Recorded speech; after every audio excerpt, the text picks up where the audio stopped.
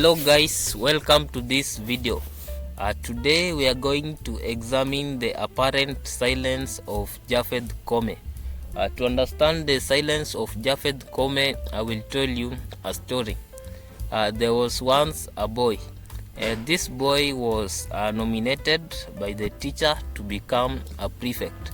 So this boy grew very bad and naughty habits and disturbed the class very many times and punished fellow students carelessly.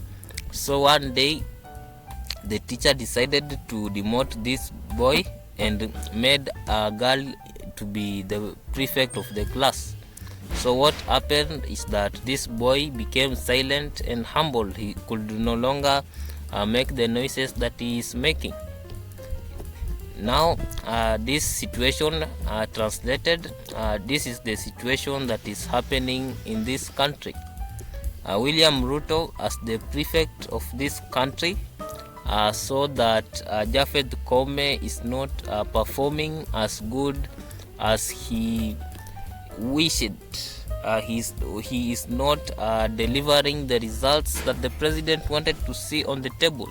So what happened is that Japheth Koome was deactivated and someone called Kithure Kindiki activated. If you follow the events of this country very closely, you will notice that the silence of Japheth Koome has been met by the sound of Kithure Kindiki.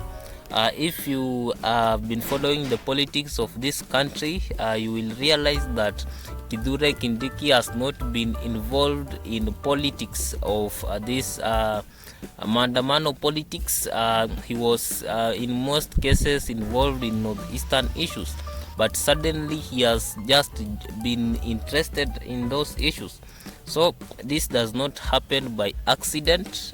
This is an intentional act by the President William Ruto. William Ruto saw that Japheth Koome is not fit to the task. That is why now Kithure Kindiki was given the responsibility of defending the country, apparently from its own citizens, to defend the country from people who are clamoring for better conditions, people who are crying for better lives, people who want the cost of living to be solved. So we have also seen a total brutality. Of course, these are different individuals. In the past, we had Japheth Koome. Right now, Japheth Koome is just a man under salary. The person who is calling the shots in this country is Kithure Kindiki. The President William Ruto wants us to see as the independence of the police force is far from the truth.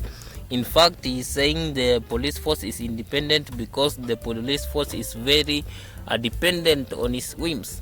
If you have realized very well, or if you follow the president very well, you will realize that the president in most cases talks the opposite of what he intends to do or what he wants to do.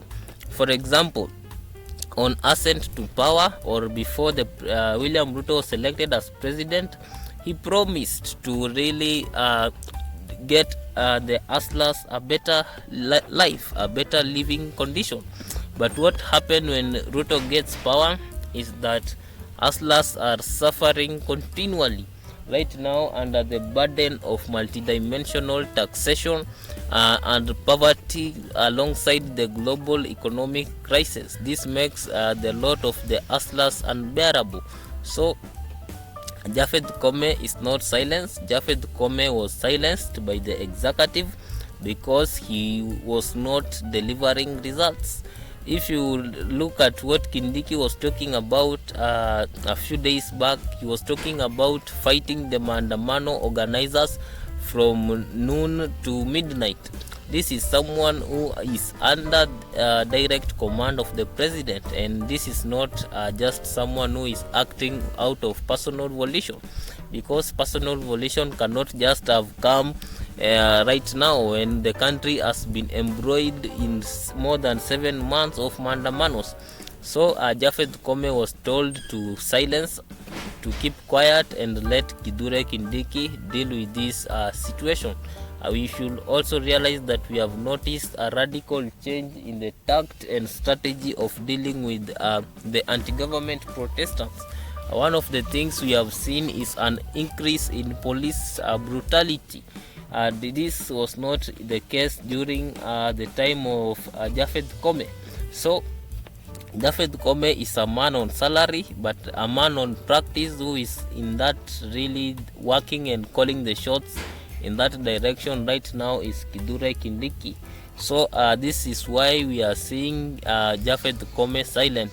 He is not silent, he has been silenced.